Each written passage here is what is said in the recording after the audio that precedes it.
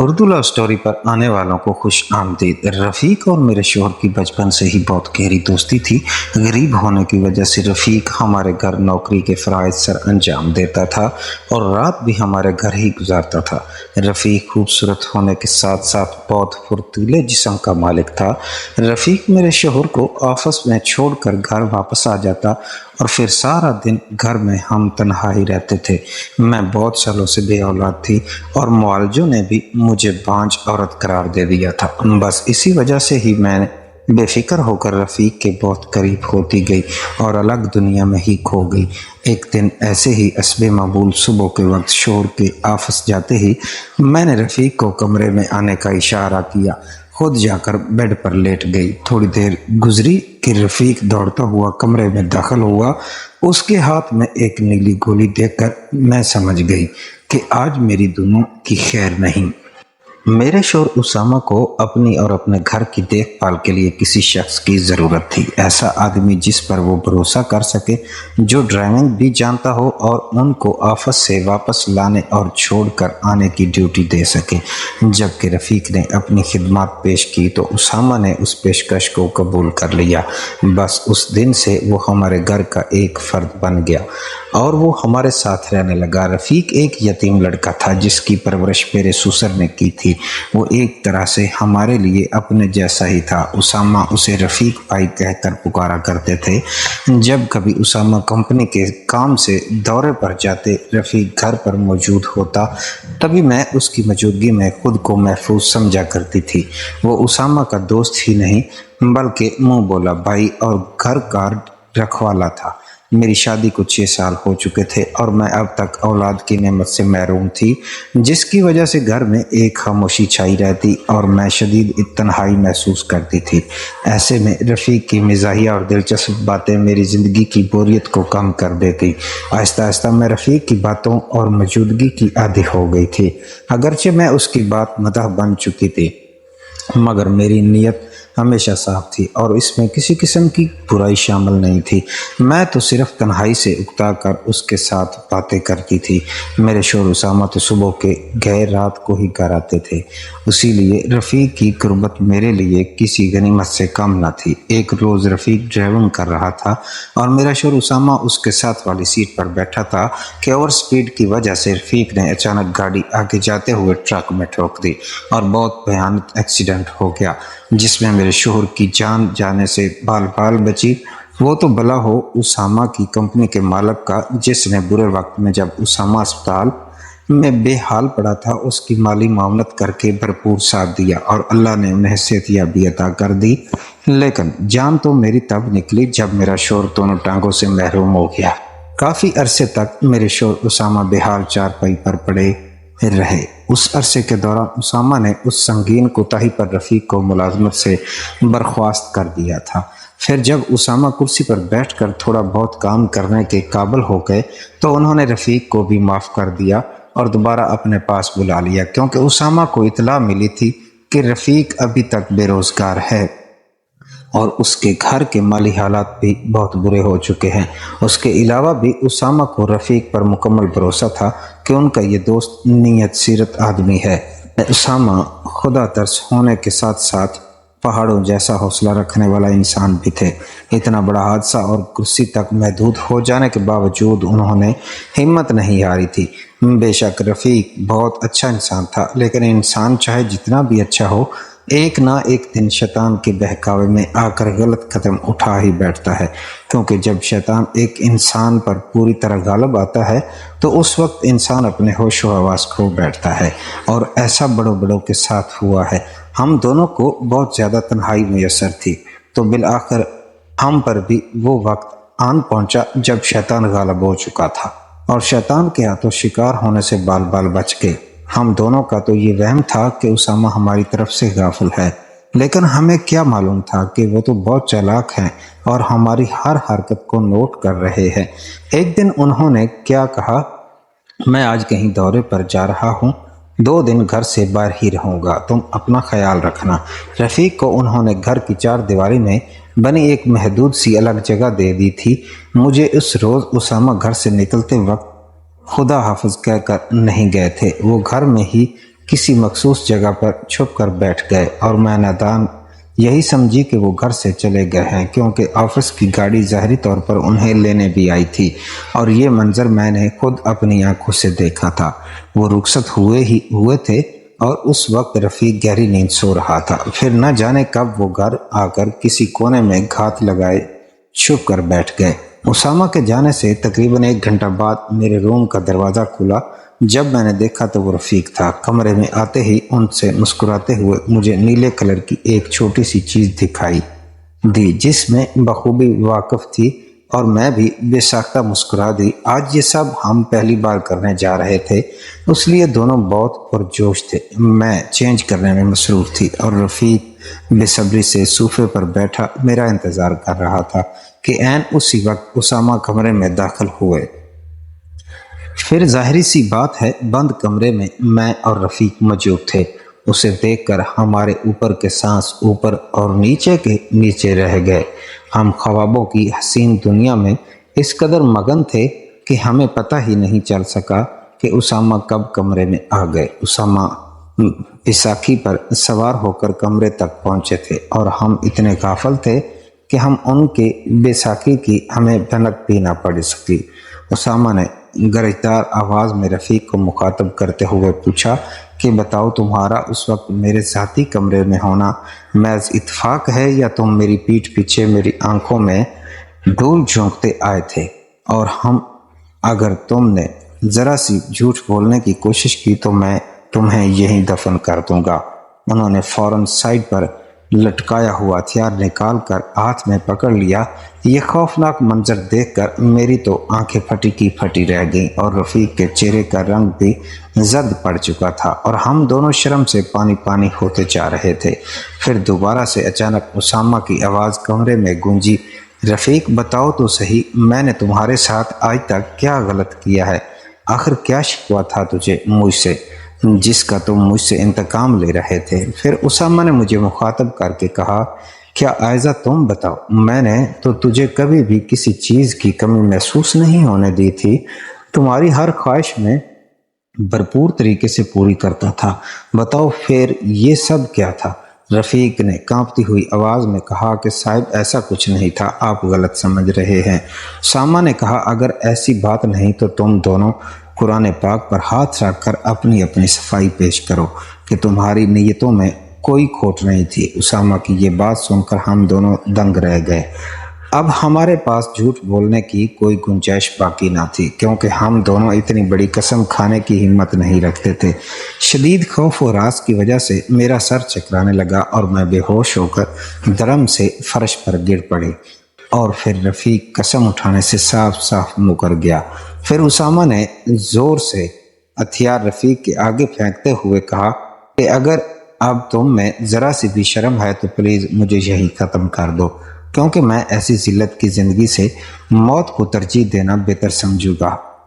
हथियार के फर्श पर गिरने की वजह से मैं होश में आ गई और फिर व्हील चेयर घसीटते हुए उसामा मेरे करीब आए और मुझे दोनों कंधों से पकड़कर बेड पर बिठाते हुए कहा कि बताओ, वो तो बेगाना था, लेकिन तुमने मेरे साथ बेवफाई क्यों की?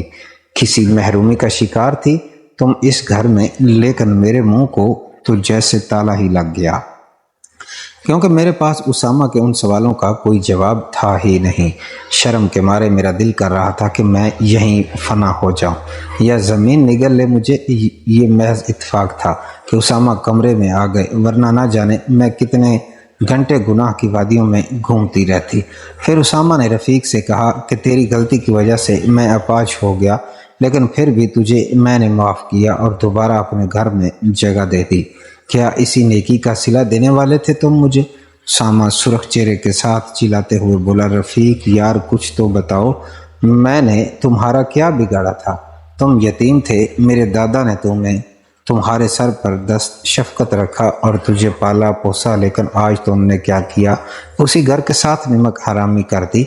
अब प्लीज़ मुझ पर एक एहसान कर दो, हथियार को नीचे से उठाकर मुझे हमेशा की नींद सुला दो, क्योंकि यही मेरे ज़ख्मों का एक मरहम है जो मुझे शफा दे सकता है, वरना जीते जी ये ज़ख्म कभी दुरुस्त नहीं हो सकते। उसामा की बातें सुनकर हम दोनों पत्थर के बुत बने खड़े थे।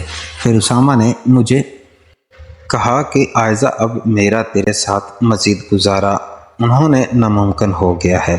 میں تمہیں آزاد کر کے یہاں سے دور چلا جاؤں گا تاکہ تم رفیق سے شادی کر سکو، بلکہ میں آج شام تک کچھ دنوں کے لیے یہاں سے چلا جاؤں گا، اور تم بھی برائے مہربانی دونوں شادی کر کے یہاں سے ہمیشہ کے لیے میری نظروں سے دور ہو جانا، اور گھر سے جو تمہارا دل چاہے لے جاؤ، ورنہ میں بھی انسان ہوں، کسی بھی وقت اپنے ہوش کھو سکتا ہوں اور کوئی بڑا نقصان کر سکتا ہوں۔ پھر اسامہ نے وہیں ویل چیئر پر بیٹھتے بیٹھتے رفیق کے سامنے مجھے 3 بار طلاق دی اور گھر سے باہر چلے گئے۔ اب میرے اور رفیق کے پاس پچھتاوے کے علاوہ کچھ نہیں تھا۔ بے شک ہم دونوں بہت قریب ہونے والے تھے، لیکن بے قصور تھے۔ پھر کچھ دیر سوچوں کی دنیا میں گم رہنے کے بعد جب میں ہوش میں آئی تو میں نے رفیق سے کہا، اب میرا گھر برباد ہو چکا ہے اور یہ سب تمہاری وجہ سے ہوا ہے۔ بہتر یہی ہے کہ اب تم ہمیشہ کے لیے مجھے اپنا دو، کیونکہ طلاق یافتہ عورت کی معاشرے میں کوئی عزت نہیں ہوتی اور کوئی ٹھکانہ نہیں ہوتا۔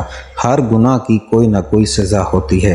اب مجھے بھی وہ سزا مل چکی ہے۔ اگر مجھے اپنی زندگی سے ہمیشہ کے لیے نہ بھی نکالتا تو یہ سب دیکھ کر اس کے ساتھ ہونا بھی میرا نام ہونے کے برابر تھا۔ اب ہم دونوں اپنے گھر میں جا کر اپنی ہی دنیا بساتے ہیں۔ رفیق راضی ہو گیا۔